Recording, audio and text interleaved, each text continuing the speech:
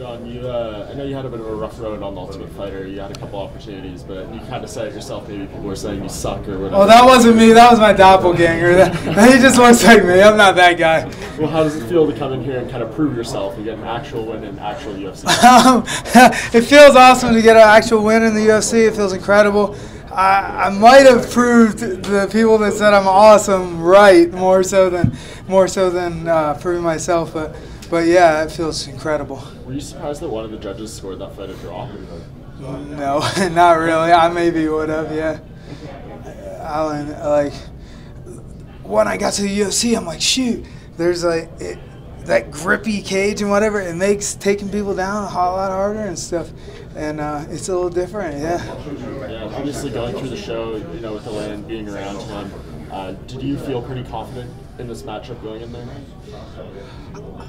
Not really, because I'm like, shoot, I don't really know. I mean, he's 15-0, and he's beat a lot of tough guys, and some guys, you know, they train differently than they fight. So I thought maybe like when it's a real fight, he's really a gamer. So I didn't know what to expect. Were you happy with your performance in the fight? No, I was really disappointed. I was getting a little, you know, tired. Usually I don't get ever tired. But unfortunately, like a timing issue, like after the show, I had to go shear alpacas for 3 months. And so I'm on the road, I'm just shearing all day, tackling llamas down and stuff. And then at the end of the day, I run over, try to find a gym in whatever state we're in and go train. But it's just not the same as being at your home gym. A lot of these gyms, like, they don't push you as hard, you know. Even when I'm out of shape eating fast food, I can make it through a workout, but it's a little different ball game. As soon as I got back to my gym, I was like, oh, I thought I was in shape, and I'm like, no. But is there a thought of, you know, maybe switching camps or going to like a permanent gym and just, you know, making, now that you're in the UFC now? I have a permanent gym. Yeah. I just have a seasonal job for 3 months, right. But the timing was terrible because right after the show I had to leave, you know. Right. So it'd be nice if I could keep my job and work around it, but shoot, I don't have to now. If I can make, you know, $20,000 a year, I'm set. I can squeak by with this. I can live off this for a year. Do you still plan on living in your van? Because that was sort of featured on the show and everything. Yeah, there's no reason not to. It's cheap, right?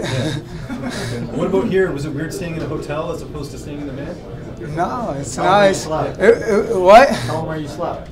Oh, I slept on the floor, but okay, that's cool. And you know, what's it been like, this journey? I mean, I'll even go back to last year when you fought Devontae Smith. People were counting you out in that fight. You've really overcome a lot to get here. Has that hit you yet, that you have this UFC victory and you're a mainstay in the UFC?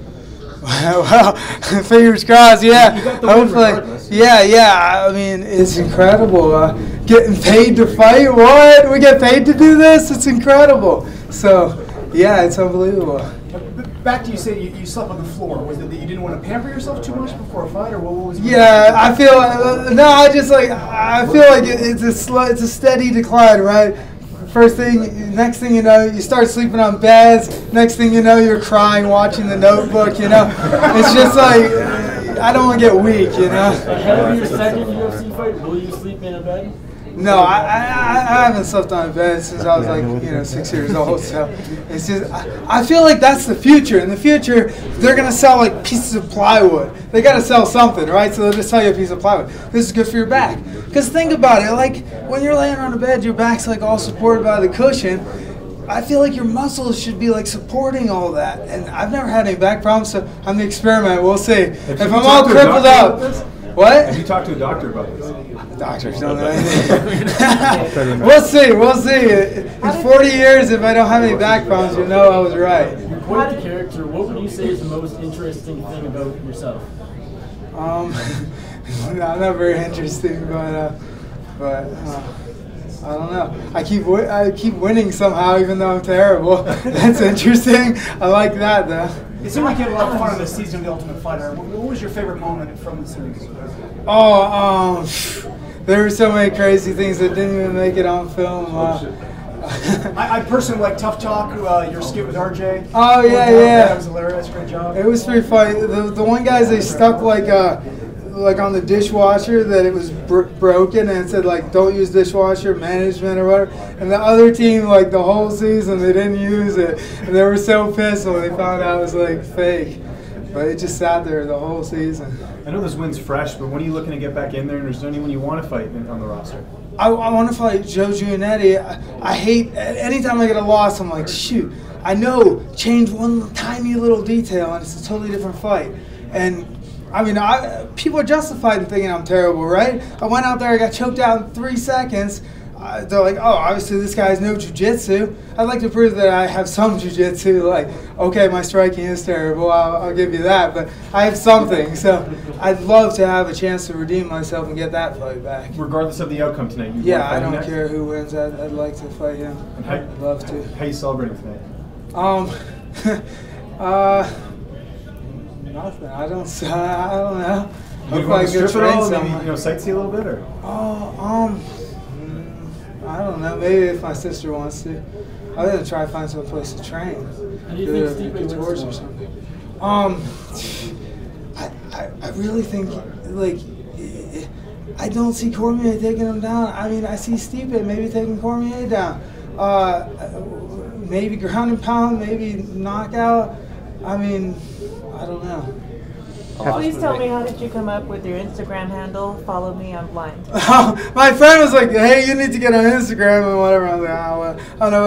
And he's like, I'll set you up for Instagram. And so I was like, he's like, what do you want your name to be? And I was just, well, I need followers because I need people to follow me so that I can become famous and I can get in the UFC. So I was like, I just make it follow me, I'm blind. Like the blind leading the blind. So as a fighter, when you hear Max Holloway got pulled out for those concussion-like symptoms, does that freak you out at all about the future? No, I mean, I figure if you're like all messed up, you won't even know it anyway, so I'll just be happy. I used to work with this guy, he had Alzheimer's and whatever. He was hilarious. He'd stand up in the middle of Wendy's and start playing his harmonica, and like, I mean, as long as you enjoy your life, who cares, right?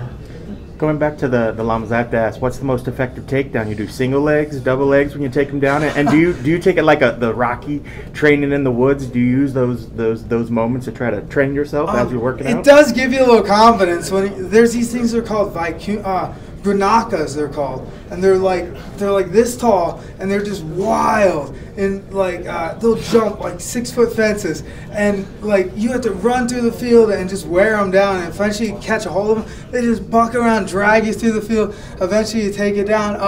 But it gives you a little confidence, like, hey, I took this giant fire-breathing beast down with 4 legs. I should be able to take a guy down. But unfortunately, people are a little smarter, so it doesn't always work. What has been the most exciting thing that you've done this week here in Las Vegas?